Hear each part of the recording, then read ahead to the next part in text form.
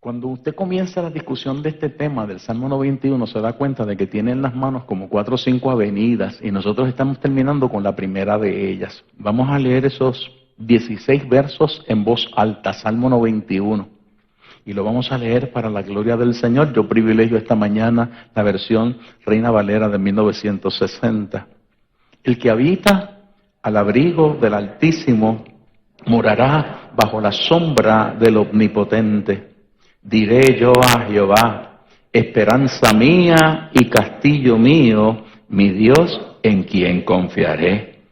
Él te librará del lazo del cazador, de la peste destructora.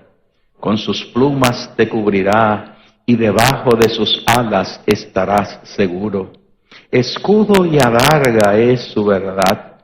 No temerás el terror nocturno, ni saeta que vuele de día, ni pestilencia que ande en oscuridad, ni mortandad que en medio del día destruya.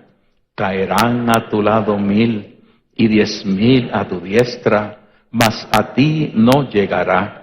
Ciertamente con tus ojos mirarás y verás la recompensa de los impíos, porque has puesto a Jehová, que es mi esperanza, al Altísimo por tu habitación. No te sobrevendrá mal, ni plaga tocará tu morada, pues a sus ángeles mandará acerca de ti, que te guarden en todos tus caminos. En las manos te llevarán, para que tu pie no tropiece en piedra. Sobre el león y el áspid pisarás. Hollarás al cachorro del león y al dragón. Por cuanto en mí ha puesto su amor, yo también lo libraré.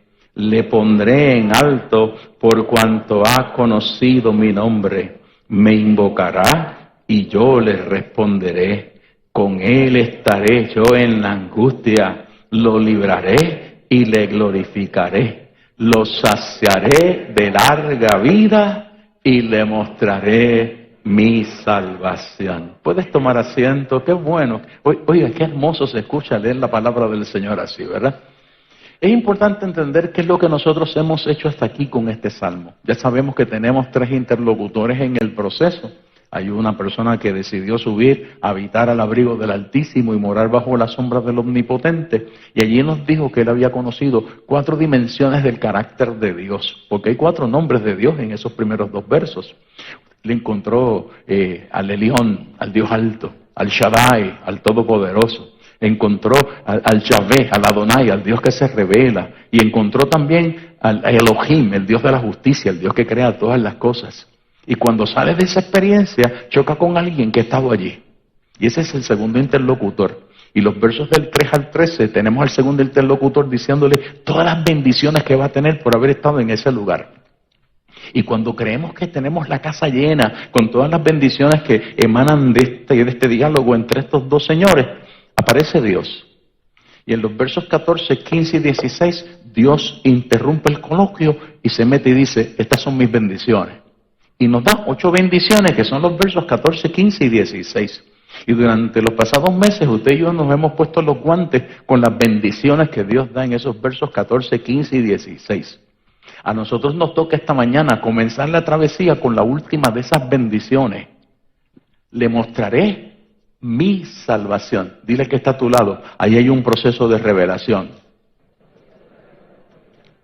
Y a ese que te habló, dile, y hay un proceso de experiencia. Lo repito. Hay un proceso de revelación y hay un proceso de experiencia. Y lo último que hay es un proceso de recuperar la identidad. ¿Por qué? Porque cuando Dios te muestra lo que es la salvación, tienes la revelación de la salvación, tienes la experiencia de la salvación y descubres que tu identidad no depende del apellido que tú portas en tu certificado de nacimiento, ni de la sangre que llevas en tus venas, sino de la identidad que te dio aquel que te hizo habitar al abrigo del Altísimo y morar bajo la sombra del Omnipotente. ¿Te hace sentido lo que yo te acabo de decir? Esa es la ruta para nosotros en ese verso. Es importante entender que ese verso que habla de mostrar la salvación, otra vez, habla de revelación, habla de experiencia y habla de recuperar la identidad. Ya usted sabe que en estas 3 avenidas podemos estar fácilmente 4 o 5 meses hablando de lo que es la experiencia de la salvación, lo que es la revelación de la salvación y lo que es la identidad de aquellos que han sido salvos. Ahora, es importante saber que nosotros tenemos en las manos muchos dolores de cabeza con este concepto. Porque la iglesia posmoderna no ha acostumbrado a la gente de la iglesia, a la gente que la compone, la constituye, a hablarle acerca de estos temas. Y hablamos de apostolados, y hablamos de juegos, y hablamos de diversión, y hablamos de inversiones, y hablamos de filosofías antropocéntricas, y hablamos de todo lo que tiene que ver con mi desarrollo y mis metas, pero de las cosas que tienen que ver con los postulados básicos de nuestra fe. La salvación, el pecado, la vida, la palabra, la autoridad de la palabra, eso se ha perdido. Y entonces, los resultados los estamos teniendo en estos momentos. Un mundo que se enfrenta a una pandemia se encuentra con una iglesia donde hay mucha gente que no estaba preparada para poder manejar una crisis como esta. ¿Por qué? Porque no conocían los elementos básicos de su fe.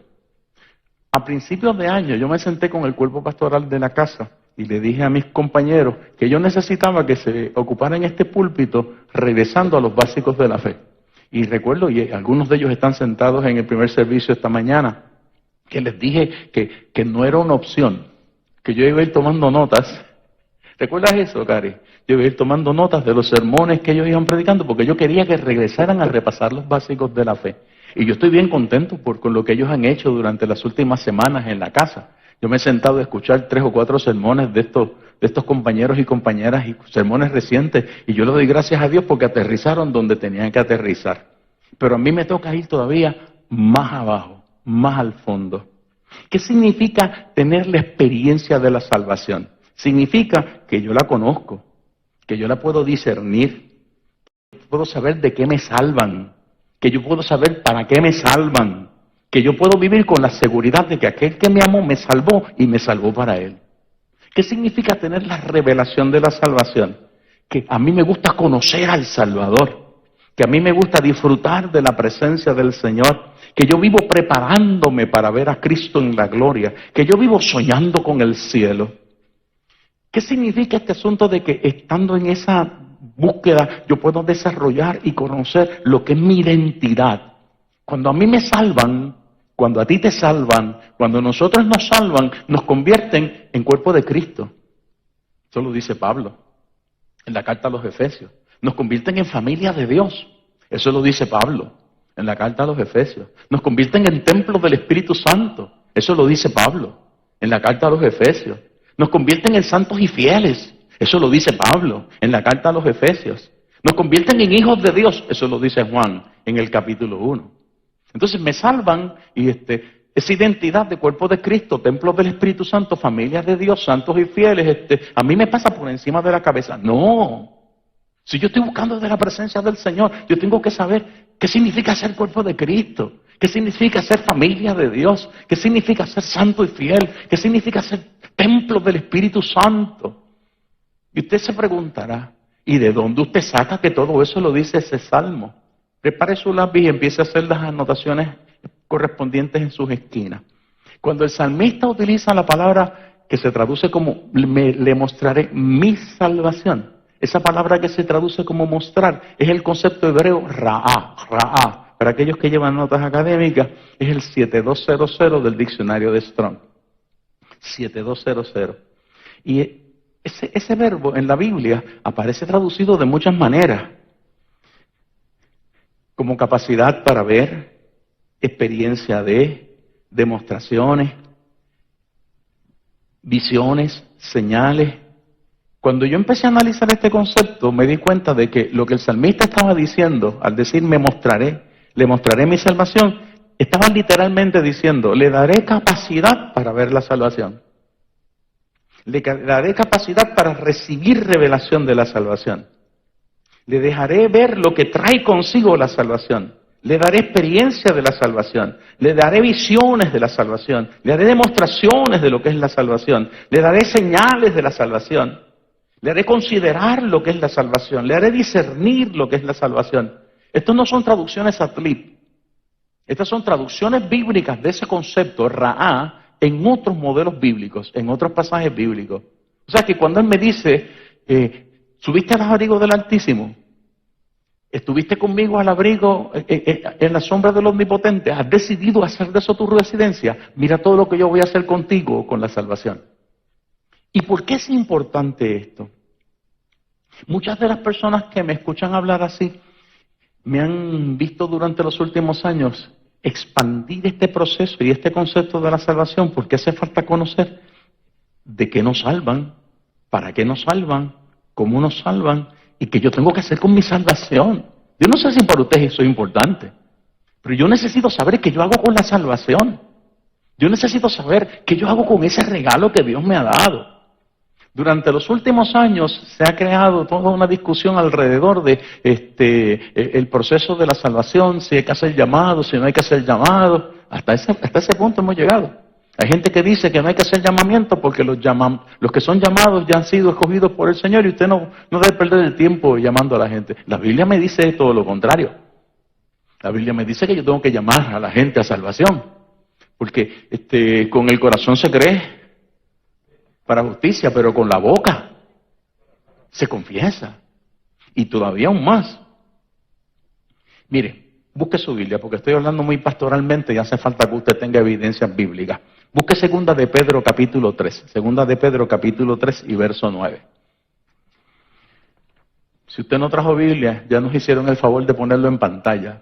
Pero le aconsejo que cargue su teléfono y sus pads, sus tabletas, con muchas Biblias, porque eso es mucho mejor que cargar con Facebook, con Instagram o con cualquiera de esas otras cosas que la gente utiliza para entretenerse. Mire lo que dice el verso 9 de segunda de Pedro capítulo 3.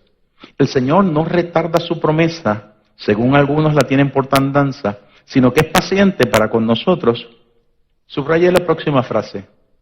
No queriendo que ninguno perezca, sino que todos procedan. Mire el problema que nos presenta este verso. Este verso dice que el deseo de Dios es que no se pierda una sola persona. El deseo de Dios es que todo el mundo se arrepienta. Pero la pregunta que te hago esta mañana es la siguiente. ¿Y eso es lo que sucede? ¿Todo el mundo se arrepiente? ¿Todo el mundo procede al arrepentimiento? La respuesta se cae de la mata. Me perdonan los hermanos de Centro y Suramérica, se caen de los árboles. Una de las cosas que usted descubre es que el deseo de Dios es una cosa, pero lo que sucede es otra. Entonces yo tengo dos silogismos aquí dentro. ¿Qué es lo que sucede? Dios no es todopoderoso. Y lo que Él desea no sucede porque Él no tiene todo el poder. Señor, reprenda a aquellos que piensan de esa manera. Porque el Dios del cielo es el Shaddai. Él es el todopoderoso. Él lo puede todo. Entonces, ¿cuál sería la segunda alternativa? Que el Todopoderoso decidió, aleluya, darnos a nosotros la oportunidad de escoger si le queremos amar o no. Decir que Él no nos va a dar esa oportunidad, lo que se representa es que Él tiene miedo de que nosotros escojamos si lo vamos a amar o no. Y el Todopoderoso puede tener miedo de que nosotros escojamos si le amamos o no. Y lo voy a decir todavía más explayado, como decimos en Puerto Rico. Eso es a boca de jarro, hermanos de Centroamérica. Una de las cosas que usted descubre es que si usted le asigna a la gente quién se salva y quién no se salva, que Dios ya lo ha decidido desde la eternidad, ¿sabe cuál es el problema que usted tiene en las manos? Que entonces Dios es responsable del pecado y de su sufrimiento. Y Dios, el Dios de la palabra, el Dios que yo he visto en la Biblia, puede ser responsable de mis dolores y de mis sufrimientos. La única otra alternativa es que Dios es tan grande y tan poderoso que puede dejarme a mí la oportunidad de escoger si yo lo quiero amar o si yo no lo quiero amar. Y entonces, ¿de quién es la decisión? ¿De quién es la responsabilidad? Cuando yo voy al abrigo del Altísimo y moro bajo la sombra del Omnipotente, allí el Shaddai, allí Cristo, allí el Rey de Reyes me dice, mira, esto es un regalo, no fue una imposición. No fue que te escogí desde antes porque yo quería y tú sí y el otro no. Tú aceptaste el regalo, mira lo que yo voy a hacer contigo. Pero como una golondrina no hace verano, siga conmigo, siga conmigo. Apocalipsis capítulo 3, verso 5. Apocalipsis capítulo 3, verso 5. Yo voy con calma hoy porque a mí me tocan 5 turnos corridos, así que usted sabe que yo tengo espacio en cantidad para poder trabajar con los bosquejos básicos de este tema, juez. Oiga esto, Apocalipsis capítulo 3 y verso 5.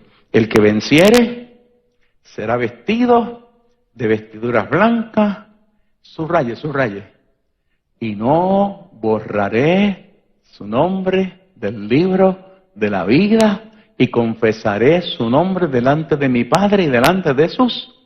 ¿Cuál es la promesa? Usted vence y su nombre no lo borran. Lea al revés. Si no vence, Padre. Si usted no vence, ¿qué debe suceder?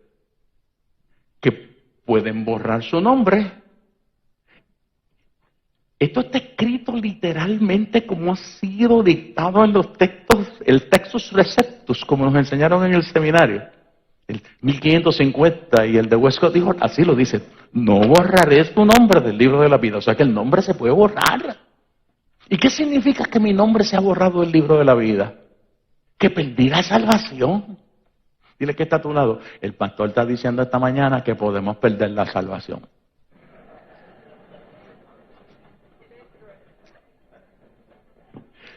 Perdóname, pastor, pero tengo que hablarle en cristiano, en español, a este pueblo. Ahora, vete más lejos. Vete conmigo a 2 de Pedro, capítulo 1. Este es un pasaje extraordinario. Los versos de 3 en adelante dicen que Dios por su poder nos ha dado a nosotros todo lo que nosotros necesitamos para la vida. Nos ha dado bendición, nos ha dado de su espíritu. Estoy en el verso 3. Todas las cosas que pertenecen a la vida y a la piedad nos han sido dadas por su divino poder mediante el conocimiento de aquel que nos llamó por su gloria y excelencia. Y entonces comienza en el verso 5 a dar una serie de evidencias sobre cosas que nosotros tenemos que hacer con esas bendiciones que nos han dado. Estoy en 2 de Pedro, capítulo 1, estoy en el verso 5. Con toda diligencia añádanle a la fe virtud, a la virtud conocimiento, al conocimiento dominio propio, y sigue por ahí añadiendo cosas. Usted me escuchó predicar cerca de un año sobre ese pasaje en esta casa. Repase sus notas, vaya a los canales de YouTube de la casa, levante las reflexiones grabadas, o si no, al banco de datos de las reflexiones del Heraldo y léalas. Pero a mí me llama mucho la atención porque el verso 10 de ese pasaje de 2 de Pedro capítulo 1 tiene un golpe fuerte. Por lo cual, hermanos, estoy en el verso 10 de 2 de Pedro 1. Por lo cual, hermanos, tanto más procurad hacer firmes vuestra vocación y elección, porque haciendo estas cosas no caeréis. ¿Qué es lo que está diciendo el escritor aquí? Si yo hago esto que Dios nos está diciendo que hay que hacer aquí, yo no voy a caer nunca. Voy a hacerle una travesura. Yo tengo conmigo la versión Dios habla hoy. De las muchas versiones, cuando yo no conozco algo en la Biblia, yo leo muchas versiones bíblicas para poder tener diferentes puntos de vista de los traductores y hacer una idea un poco más correcta. Voy a leer el verso 10 y el verso 11 de ese mismo pasaje, pero en Dios habla hoy. Aquellos que tienen Google pueden entrar a Bible Gateway, ponen DHH, 2 de Pedro 1 y lo van a tener también. Leo ese verso 10. Por eso, hermanos, ya que Dios los ha llamado y escogido, procuren que esto arraigue en ustedes, pues haciéndolo así, nunca caerán. Lo leo otra vez porque sé que se han sacudido las puertas del infierno. Por eso, hermanos, ya que Dios los ha llamado y escogido, procuren que esto arraigue en ustedes, pues haciéndolo así, nunca caerán. De ese modo se le abrirán de par en par las puertas del reino eterno de nuestro Señor y Salvador Jesucristo. Oiga lo que le está diciendo. Llamados y escogidos tienen que hacer estas cosas porque los llamados y escogidos, haciendo estas cosas, no se caen. Léalo al revés. Llamados y escogidos no hacen estas cosas. ¿Y qué le sucede? Pierden la salvación. Yo puedo seguir toda la mañana en este asunto, Pero usted lo que está mirando con las pinceladas que estoy presentando esta mañana, y por favor no estoy tratando de agotar un tema centenario con 4 o 5 versos, es que a nosotros constantemente en la Biblia nos dicen que tenemos que hacer unas cosas extraordinarias con nuestra salvación. La salvación hay que cuidarla. La salvación hay que mantenerla, hay que preservarla. Usted tiene que cultivarla y asegurarse de que usted está haciendo con ella lo que el salmista nos está diciendo en el Salmo 91 que hay que hacer con ella.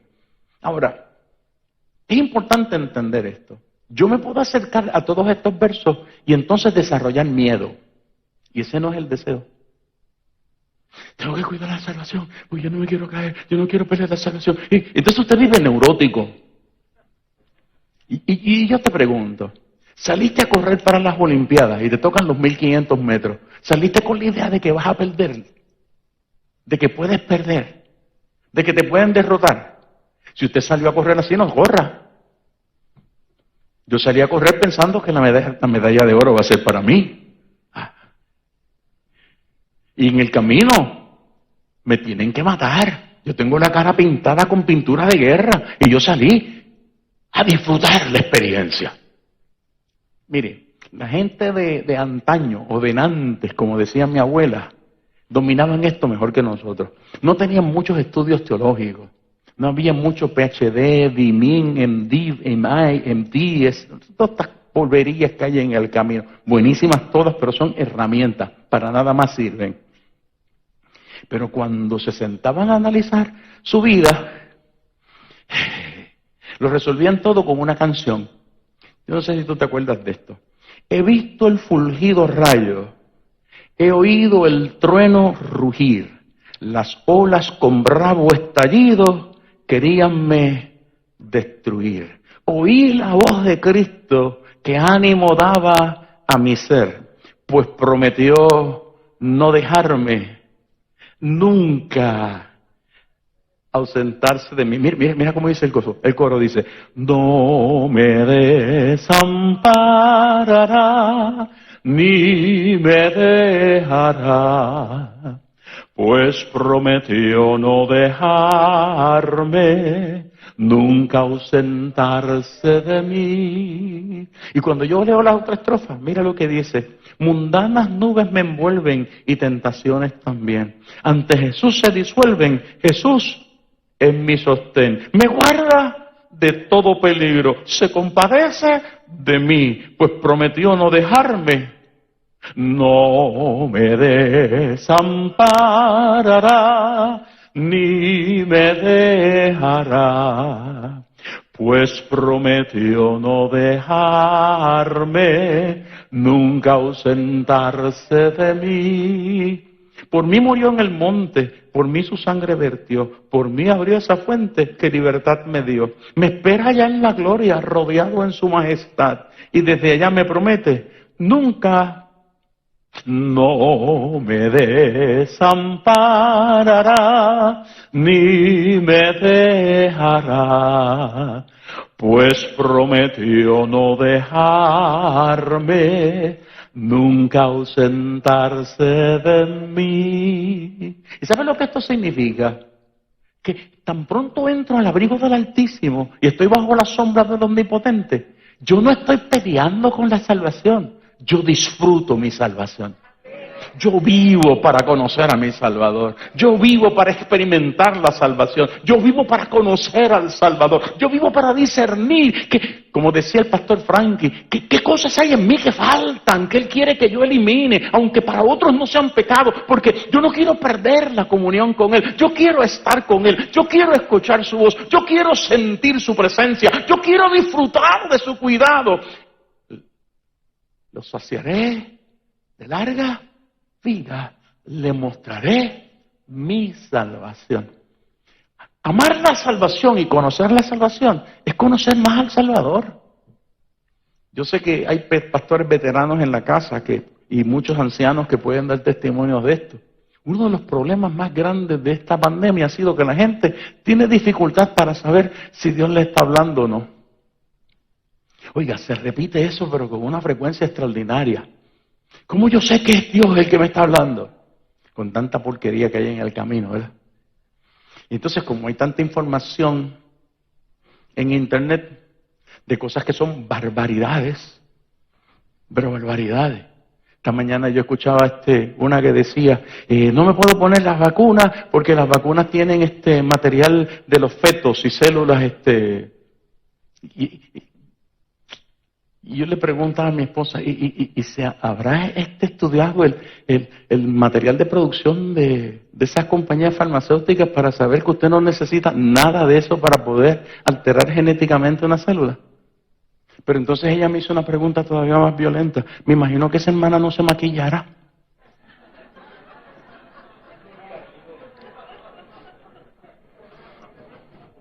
Los médicos de esta casa están en brote ya. Porque los maquillajes sí tienen un montón de colágeno que sale de los fetos. A menos que su maquillaje diga colágeno bovino, usted tiene un aborto en la cara hoy.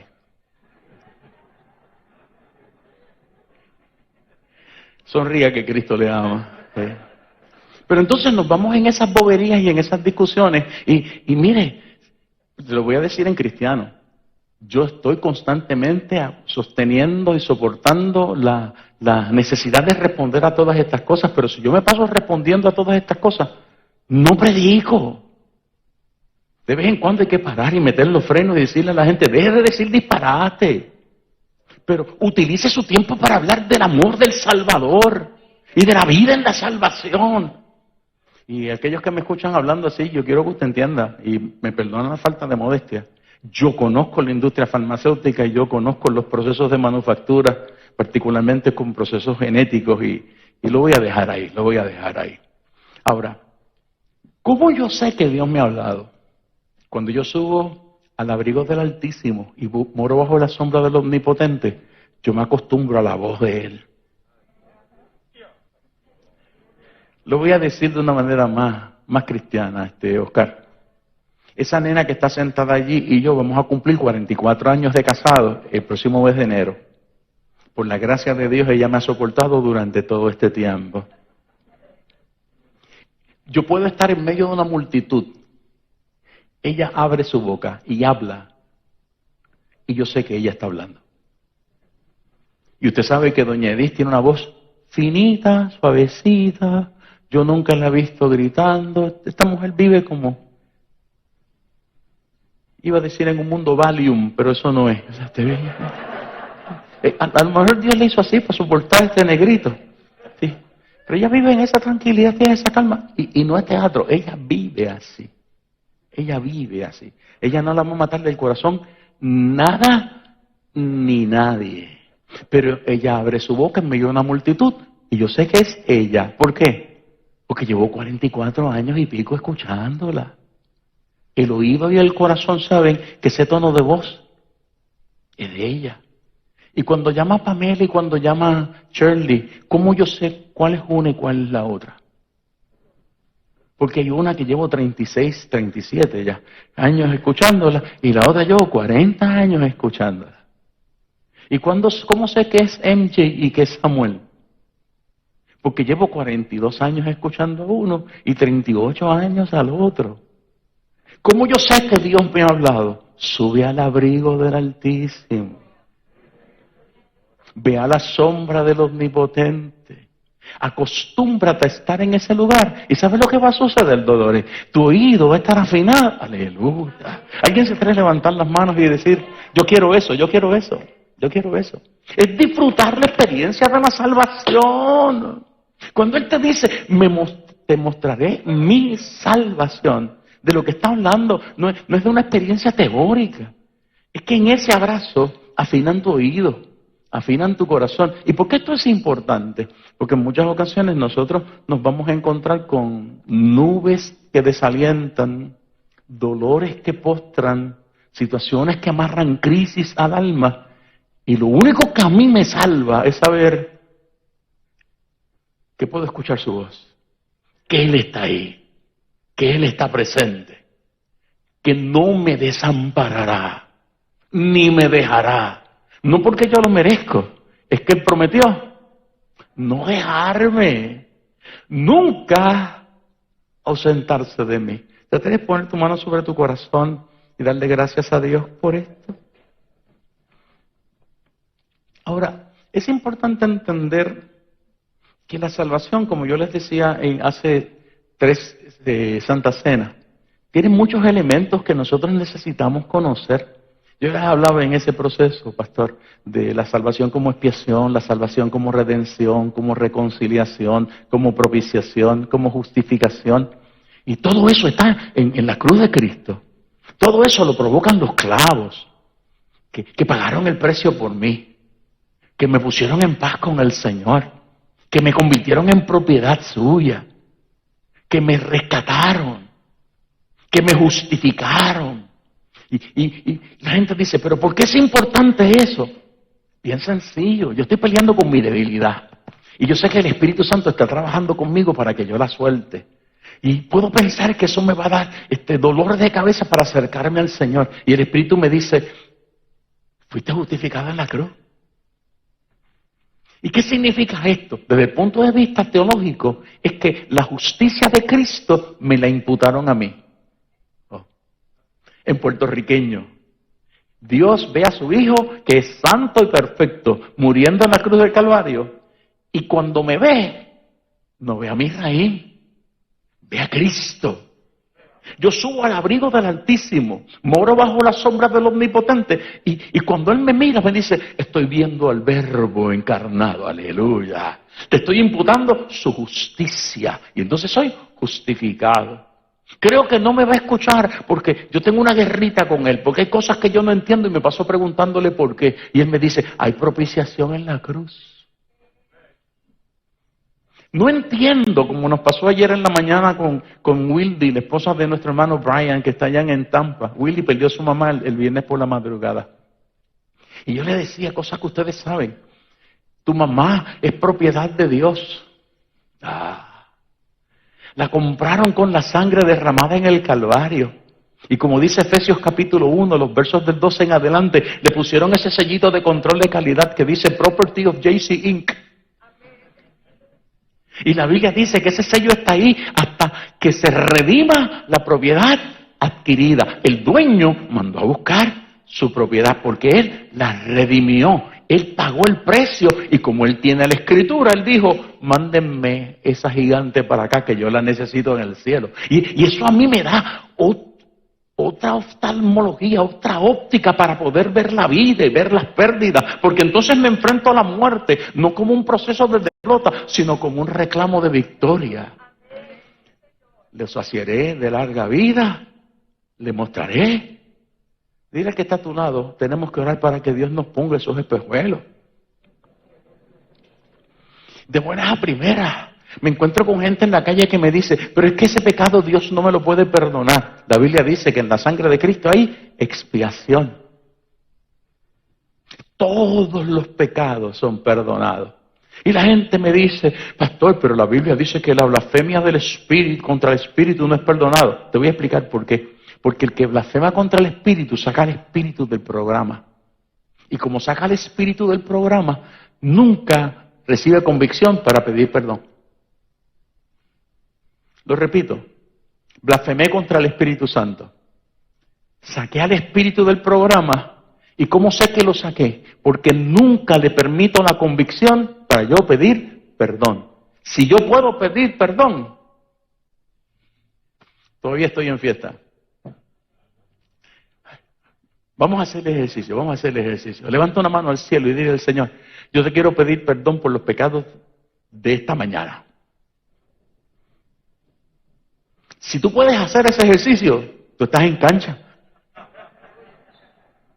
¿Alguien quiere levantar las manos y darle gracias a Dios por eso? Entonces vivo con alegría, porque Él me está mostrando la salvación. Me dice, hay expiación, hay perdón en la cruz. ¿Alguien quiere dar gracias por eso? Hay perdón en la cruz. Hay perdón en la cruz. Y entonces en la cruz, cuando me muestran la salvación, yo descubro que no es que me convirtieron simplemente en una propiedad. Me declararon hijo de Dios, me reconciliaron con Él.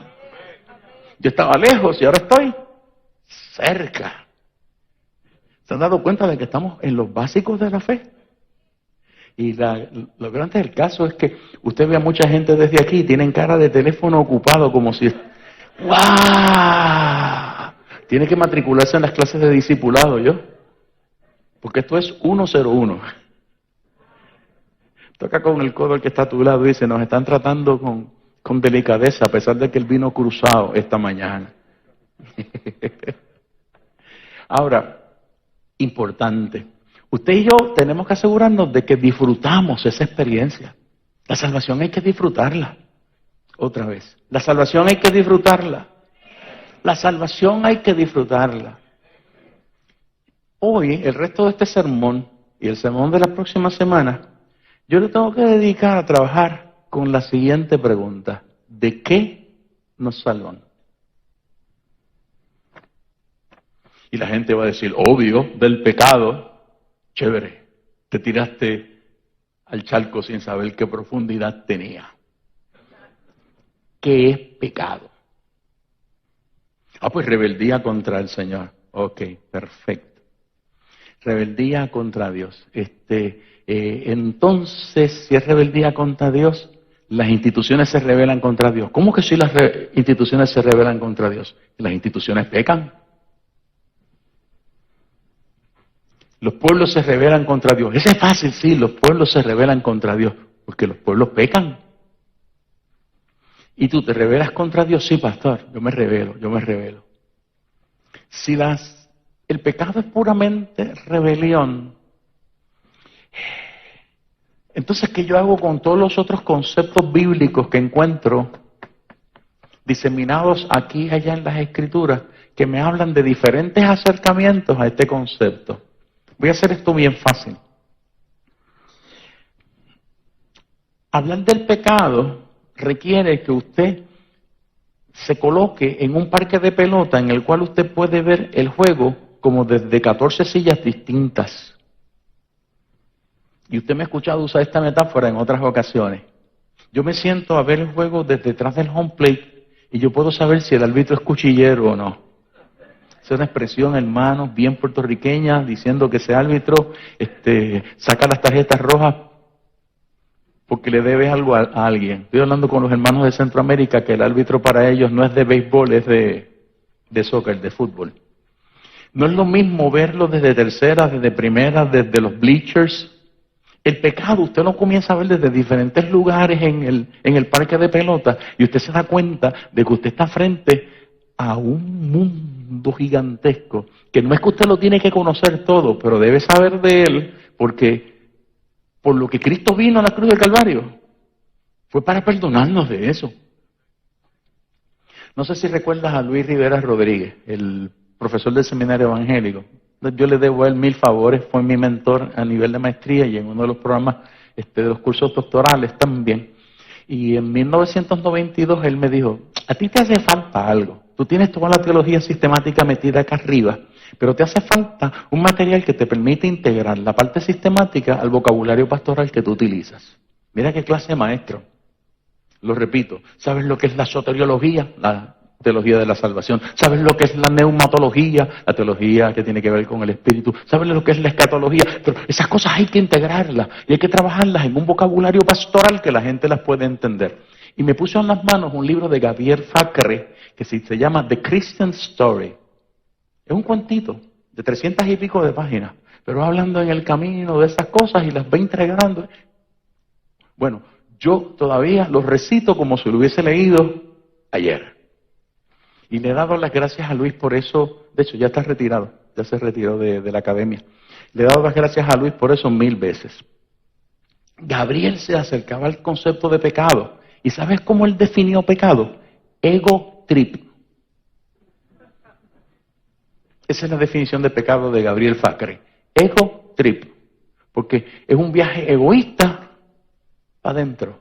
Esto es mío, es de mí, es para mí, es self-serving, como dicen en Castilla la Vieja. Y yo vivo constantemente en este asunto de que todo lo demás es accesorio porque yo estoy en el centro de la película. Y entonces eso crea unos problemas muy serios. Porque cuando yo empiezo a ver la vida en primera persona, posesiva, No solamente es que Dios no tiene oportunidad de ocupar ese trono, y no solamente es que estoy en rebeldía. Yo estoy ciego a todas las oportunidades maravillosas que Dios me ha puesto en el camino para que yo pueda ser y pueda hacer aquello para lo que Él me puso aquí. Lo explico de otra manera. Hay un concepto griego para hablar de pecado que se llama apistía. Apistía. Pistis es fe. A es la partícula, el prefijo negativo. Apisteo significa que no hay fe, hay incredulidad.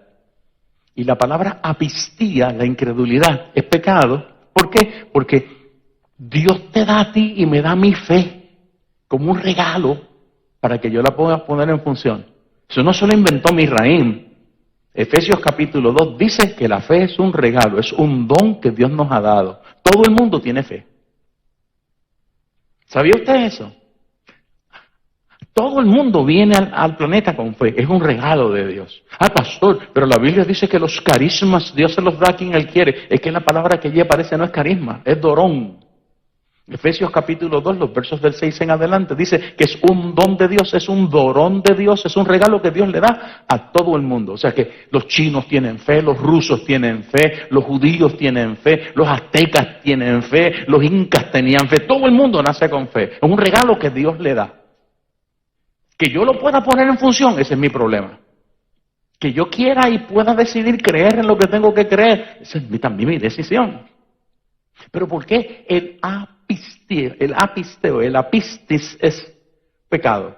Porque Dios me dio un regalo y yo decidí que no lo iba a utilizar.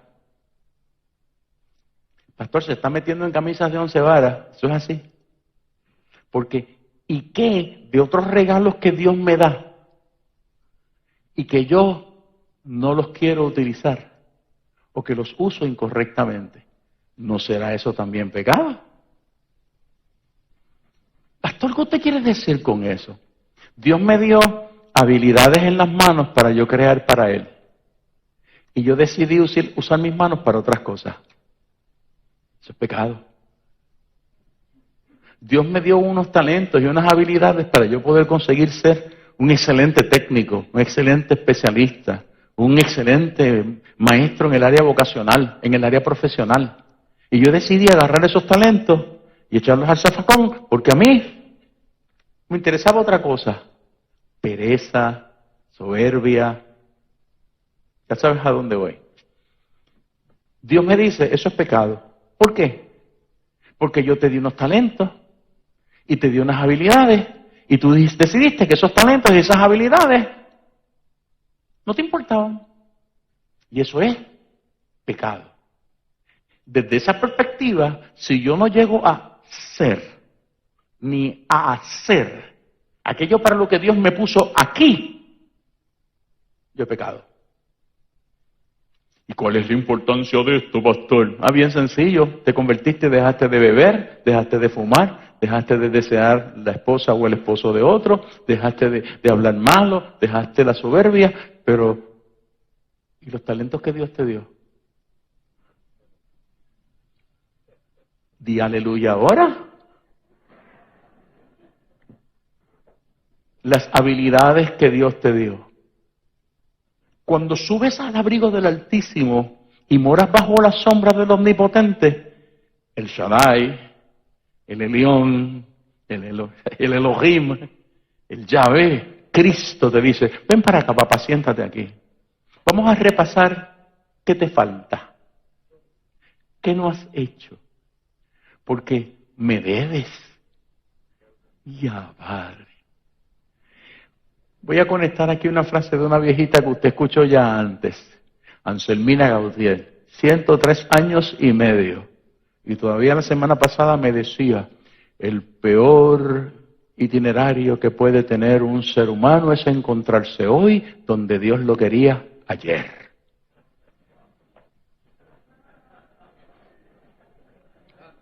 Cerramos y nos vamos. Noten que el salmista repite todas estas cosas como una bendición. Yo lo voy a saciar de larga vida, pero yo le tengo que dar revelación de lo que es la salvación. Tiene que discernirla. Tiene que experimentarla. Tiene que salir de allí sabiendo que son gratos los dichos de su boca y la meditación. Oh, ¿te atreves a poner la mano en el corazón?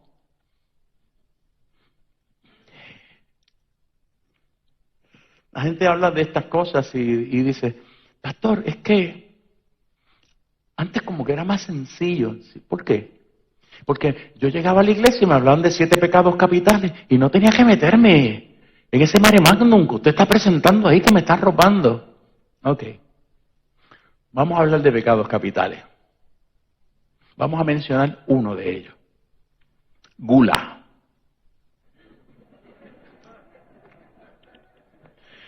Yo sé que algunos están pensando salir de aquí a Golden Corre. Lo dejo ahí, Aníbal, lo dejo ahí. Anuncio no pagado. ¿Y qué si la gula no solamente es de alimentos? Y está hablando de apetitos que yo no debo tener. Pastor, yo no sabía eso. ¿Tú crees que es más sencillo? Y te voy a decir algo. La historia dice que los 7 pecados capitales fueron definidos en el siglo VI por Gregorio I, Gregorio Magno, un papa extraordinario, hija. De lo mejor que ha tenido la Iglesia Católica en los miles de años que tiene de experiencia. Pero lo que hizo fue sintetizar una lista del IV siglo que tenía 8 pecados capitales. Eso está dentro de los sacramentos de la Iglesia, lo pueden buscar en confianza. Estoy hablando con hermanos católicos que nos distinguen en la mañana y usted sabe, usted tiene que trabajar estas cosas con respeto, con mucha responsabilidad. Una de las cosas que usted descubre es que eran 8, pero la tristeza la desaparecieron y la metieron dentro de la pereza y de la soberbia. Y esto crea un problema. Porque cuando yo le pregunté a los teólogos históricos por qué habían hecho esto, dicen porque la tristeza de la que se hablaba era la tristeza que era incapaz de poder ver lo que Dios está haciendo. Te bloqueaba el corazón y el intelecto y no te permitía reconocer que Dios está presente. Y yo miré hacia atrás y dije, Señor, a veces siento la tentación de que esa tristeza hay que regresarla como un 8º pecado capital. Porque a la gente se le ha ocurrido durante la última temporada acudir a la tristeza y a la autocomiseración como una excusa para no hacer, para la pena. Hay gente que vive para que les tengan pena, que les gustó el llanto, les gustó el uso del pañuelo. Y entonces lo grande del caso es que uno le consigue citas con los especialistas y no llegan. ¿Usted me está entendiendo o estoy hablando demasiado enredado esta mañana? La buena noticia es que el salmista dice en el Salmo 91, subiste al abrigo del Altísimo, moraste bajo la sombra del Omnipotente, has decidido estacionarte ahí, siéntate, que el Señor te va a mostrar muchas avenidas que tienen que ver con tu salvación, te va a dar discernimiento, te va a permitir disfrutar lo que es la salvación. Te va a enseñar a conocer al Salvador. Va a afinar tu oído para escuchar su voz. Vas a vivir sin temor, porque sabes que Él no te desamparará ni te dejará, porque Él prometió no dejarte, nunca ausentarse de ti. Pero te va a dar conciencia de qué cosas tú y yo hacemos que pueden estar en contra de su voluntad, para que las vayamos afinando, vayamos trabajando con ella, de manera tal que cuando suene la trompeta o Él reclame su propiedad, tú y yo estemos en condiciones de poder decir, heme aquí, Señor. ¿Cuándo termina ese trabajo? Cuando llegamos al cielo. Cuando llegamos al cielo. La semana que viene yo voy a regresar a este tema, pero voy a hablar de una lectura de los 7 pecados, pero desde el punto de vista posmoderno. Yo escribí sobre eso hace algunos años atrás. Y vamos a hablar, y los anota por ahí porque usted sabe que esa es su asignación. De la riqueza sin trabajo, del placer sin conciencia, del conocimiento sin carácter, del comercio sin moral, de la ciencia sin humanidad, de la política sin principios y de la adoración sin sacrificio. Ese es mi bosquejo de la semana que viene, le estoy adelantando, está aquí. ¿Ok? Otra vez, Riqueza sin trabajo, cuidado con los chequecitos de la ayuda federal que hay por ahí. Placer sin conciencia, conocimiento sin carácter, comercio sin moral, ciencia sin humanidad, política sin principios, y adoración sin sacrificio. Y usted sabe que si a usted no le gusta que llueva de abajo para arriba, el domingo que viene este no es su lugar. No, lo digo con seriedad, con propiedad y corrección. Necesitamos entender de qué nos salvan y para qué nos salvan. Y el deseo de este pastor detrás de estas exposiciones es que usted pueda escuchar en un lenguaje posmoderno qué es lo que esperan de nosotros como iglesia. Termino con esto mientras le invito al equipo de adoración que vaya al altar. Recientemente he estado compartiendo en las reflexiones del Heraldo y están un poquito retrasados en sus publicaciones. Quiero que sean magnánimos con el equipo que está haciendo esto. Varios de los miembros de ese equipo son profesores y están en sus evaluaciones universitarias y ya usted sabe que esto pesa y ocupa espacio. Pero estaba escribiendo en los Heraldos acerca de un material de Lawrence D. Ackerman que se llama Identity is Destiny, Identidad es Destino. Y una de las cosas que él habla es de los elementos necesarios para que usted pueda reconocer cuál es su identidad, ya sea a nivel profesional, organizacional, etcétera. Y algo que a mí me llama la atención es que la iglesia de la pospandemia necesita recuperar su identidad. Necesita recuperarla. Nosotros no dependemos de muchos de los programas que habíamos establecido antes de la pandemia y que hemos visto que no los hemos podido desarrollar durante la pandemia y la iglesia sigue aquí. La iglesia sigue aquí. Pero aún más, hemos tenido que reformular nuestras mayordomías. Y estoy hablando de mayordomías de talento, de tiempo y de tesoro. Y algunos tenemos la bendición de que el Señor en su misericordia nos ha sostenido de manera milagrosa. Pero la realidad es que Dios nos está diciendo, estos son los espejuelos para usted poder ver la vida de la iglesia como yo quiero que la iglesia sea vista. Eso que sucede a nivel institucional tiene que suceder también a nivel de la casa. La iglesia no tiene una identidad porque tiene un letrero afuera y una cruz y un nombre. La iglesia tiene identidad porque los salvados, los lavados con la sangre de Cristo que adoran allí, tienen identidad, han sido comprados en la cruz, se llaman hijos de Dios.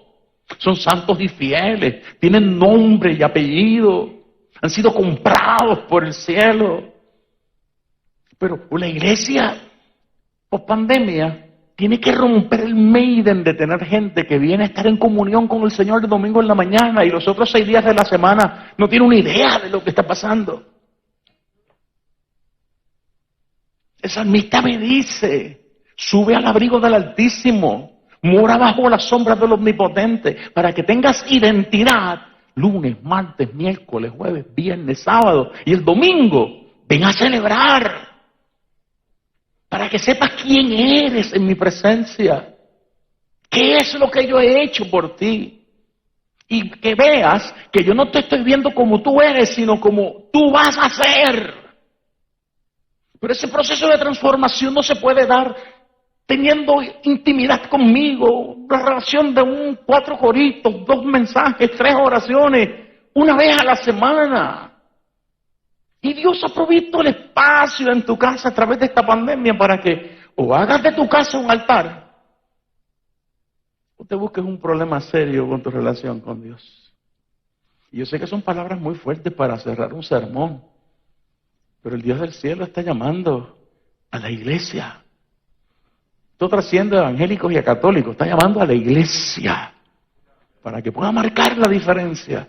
Y la iglesia que marca la diferencia es aquella que sube al abrigo del Altísimo, mora bajo la sombra del Omnipotente y sabe lo que es su salvación.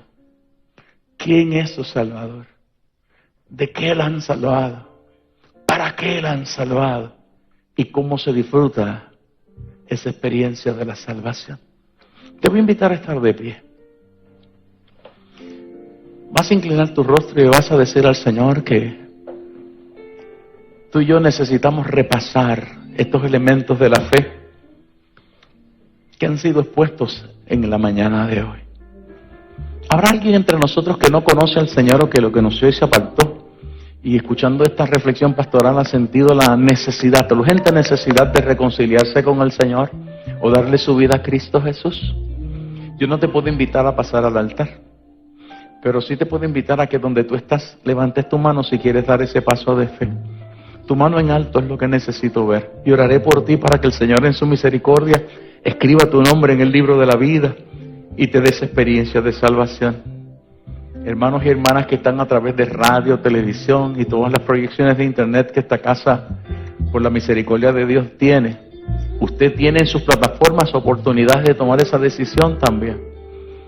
Escriba, oprima el icono que está ahí frente a usted y háganle saber que usted quiere a Cristo. Hay ancianos preparados para orar contigo, orar con usted, orar por usted y decirle al Señor que en su misericordia escriba su nombre en el libro de la vida. ¿Habrá alguien que quiera dar ese paso de fe? Sermón Cristiano. También nos puedes escuchar en las siguientes redes sociales: Facebook, YouTube, Instagram, Twitter. Además de las aplicaciones para celulares, Android y iPhone en nuestra página sermoncristiano.tv.